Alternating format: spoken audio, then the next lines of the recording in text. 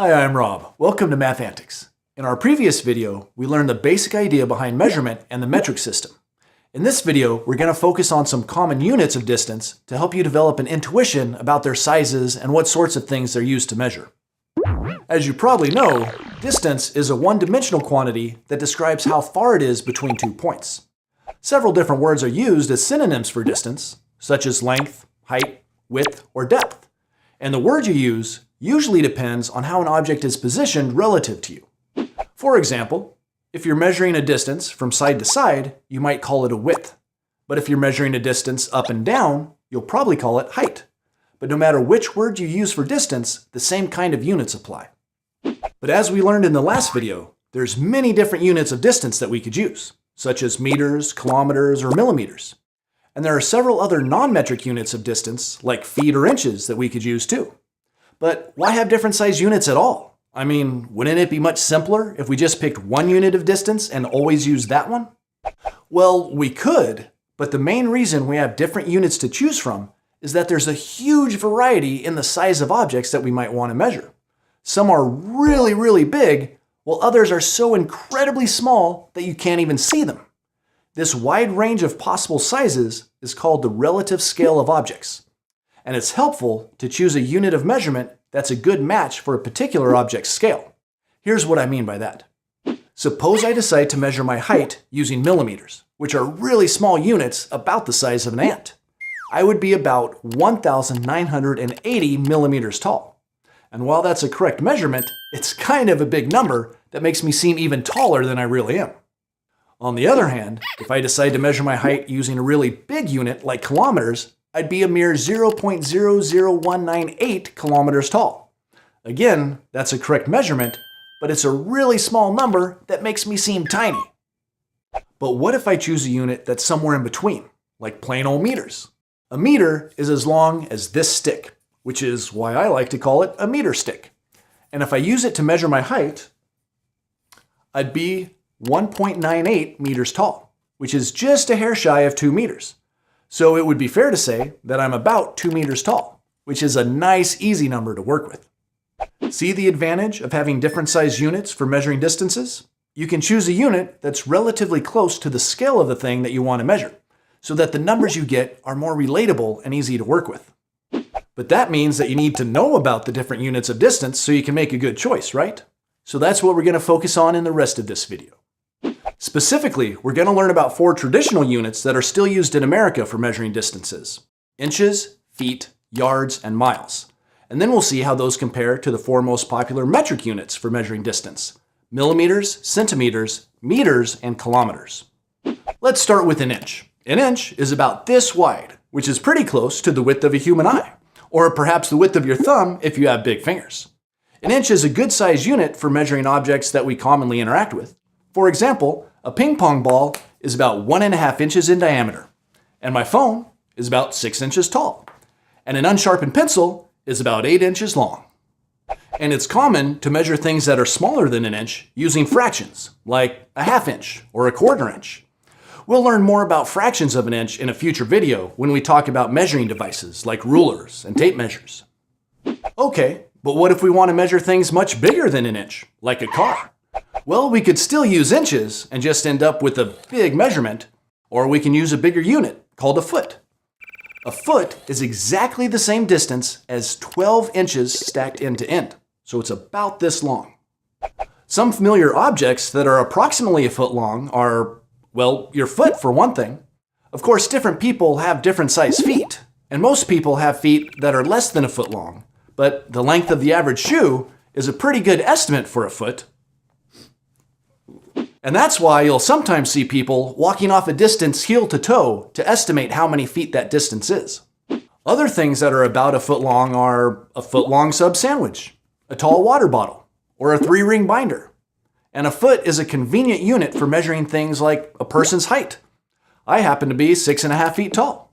Or the width of a desk. Mine's about 5 feet wide. Or the length of a car. Mine's about 15 feet long. All right. But what if you want to measure something much bigger than a foot, like an athletic field? Well, that's what a yard is for. A yard is an English unit of measurement that's exactly the same as 3 feet placed end to end. So a yard is about this long. In general, yards aren't used as often as feet, but one place where yards are used all the time is in American football. Between the end zones, an American football field is 100 yards long, and those 100 yards are divided into subgroups of 5 yards each. So you can measure some pretty big distances with feet and yards. But what if you need a unit that's even bigger? Well, that's where miles come in handy. A mile is equivalent to 1,760 yards. That's the distance you would get if you put 17.6 football fields end to end, which is pretty far. A mile is much bigger than the other 3 units we've looked at so far. If this is an inch, then this is a foot, and this is a yard, then this is a mile. Because miles are so long, they're mainly used to measure distances between various places on Earth and how far people travel. For example, the distance from New York City to Washington, D.C. is roughly 200 miles, as the crow flies. And the distance from the east coast of the U.S. to the west coast, or the best coast, whichever you like to call it, is over 2,600 miles. Sure, you could use miles to measure smaller distances, but it'd be a little silly to tell your friend that you're 0.000994 miles tall, but go ahead if you want to. Okay, so that takes care of the 4 main traditional units. Now let's have a look at the 4 most common metric or SI units of distance, which are preferred by the scientific community and most countries.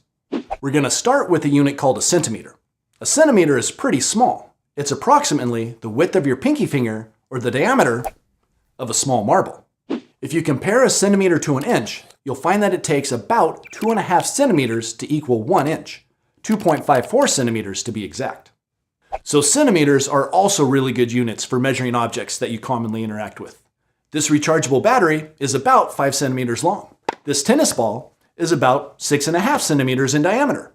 And this flashlight is nearly 23 centimeters long. Whoa. But what if you want to measure things that are smaller than a centimeter? Well, millimeters might be a good choice. A millimeter is exactly 1/10 of a centimeter. That means if you took a centimeter and divided it up into 10 equal parts, each of those parts would be the distance of 1 millimeter. A millimeter is about the width of a small black ant. So millimeters are good for measuring small things, like the width of a sunflower seed or the thickness of a smartphone. Okay, but what if we need to measure something bigger than a centimeter? No problem. We can just use meters. A meter is a unit of distance that's about this long. That looks similar in length to a yard, doesn't it? It turns out that a meter is just a little longer than a yard, approximately 10% longer. But the important thing to know about a meter is that it's the exact distance you'd get if you took 100 centimeters and placed them end to end. Yep, 100 centimeters equals 1 meter, which means that a centimeter is 1/100th of a meter. Meters are great for measuring distances like the height of a building. This one is 381 meters tall, or the distance around a racetrack, which is 400 meters. But if you needed to measure even longer distances, you could use kilometers or kilometers. A kilometer is the distance you'd get if you took exactly 1,000 meters and placed them end to end. That's a long distance. It's much longer than the other metric units we've seen. If this is a millimeter, this is a centimeter, and this is a meter, then this is a kilometer. As you can see, a kilometer is in the same scale range as a mile, but a mile is even longer than a kilometer. In fact, it takes just a bit more than 1.6 kilometers to be the same distance as a mile. And because they're big like miles, kilometers are also primarily used to measure distances between different locations on the Earth, or even in space. For example, it's about 4,000 kilometers from the east coast of Australia to the west coast, and it's approximately 384,000 kilometers from the Earth to the Moon. Okay, so now that you have a better idea about the size of the most common traditional and metric units of distance, let's do some side-by-side comparisons so you get a better feel for how these units relate to each other. Again, let's start with an inch. We already learned that an inch is the same distance as 2.54 centimeters, right? So how many millimeters would be equal to an inch? Well, since there's exactly 10 millimeters in each centimeter, all we have to do is multiply 2.54 by 10, and we see that there are 25.4 millimeters in an inch. But now let's bring in a foot. We know that there's exactly 12 inches in a foot, which means that a foot is 12 times longer than an inch. So, how many centimeters are there in a foot? Well, since there's 2.54 centimeters in an inch, If we multiply that by 12, we'll know how many centimeters are in a foot. Using my trusty calculator, 2.54 times 12 equals 30.48. So a foot is exactly 30.48 centimeters long. Those are exact conversions between inches, centimeters, and feet. But what if you only need estimates or close enough measurements? In that case, just remember that an inch is about 2.5 centimeters and a foot is about 30 centimeters. Let's do another quick comparison, starting with 10 centimeters instead. If you have 10 centimeters, it's easy to see that it's equivalent to 100 millimeters since there's 10 millimeters in every centimeter. 10 times 10 equals 100. But what would that same distance be in inches? Well, an inch is bigger than a centimeter, and it takes approximately 2.5 centimeters to equal an inch, right? So if we divide the 10 centimeters up into groups of 2.5, which is the same as dividing 10 by 2.5, it forms 4 equal-sized groups. That means 10 centimeters is very close to being the same as 4 inches.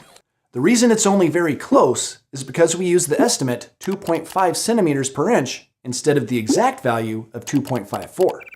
If we divided 10 by 2.54 instead, we'd see that 10 centimeters is more like 3.937 inches.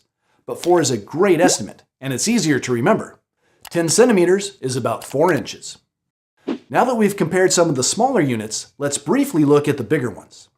We learned that a meter is about 10% bigger than a yard, or roughly 1.1 yards. That's a good estimate, but more precisely, to 3 decimal places, a meter is 1.094 yards. A yard is 3 feet, so that means a meter is a little more than 3 feet. How much more? Well, each foot in a yard is 12 inches, so a yard is 36 inches, since 3 times 12 equals 36. Our estimate is that a meter is 10% bigger than a yard. So, what's 10% of 36 inches? Yep, 3.6 inches. And if we add that to 36 inches, that means a meter is pretty close to 39.6 inches, or 40 inches if we round up a little. And that checks out, because remember, we just estimated that 10 centimeters is about 4 inches. Well, a meter is 10 times as long as 10 centimeters, and 40 inches is 10 times as long as 4 inches. So a good rough estimate of a meter is that it's about 40 inches long. Last of all, let's compare a kilometer to a mile.